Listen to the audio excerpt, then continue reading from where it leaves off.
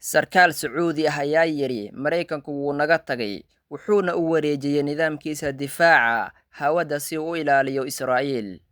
Wuxuu intaas ku daray, waxay ka tageen dhammaan dalalka Khaliijka ah ee martigeliya saldhigyada Maraykanka, iyagoo uga tagay weerarada Iiraan meel cidlo ah.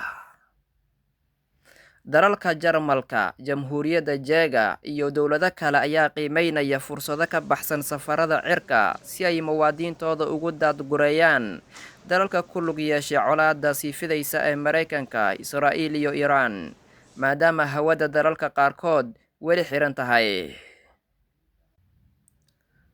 Ra'iisul Wasaaraha UK ayaa sheegay inuu aqbalay codsi uga yimid Maraykanka oo ah in loo oggolaado isticmaalka saldhigyada militariga ee dalka UK si loogu qaado weeraro ka dhan ah Iiraan, kuwaas oo lagu doonayo in lagu joojiyo gantaalada jawaabta ah ee Iiraan.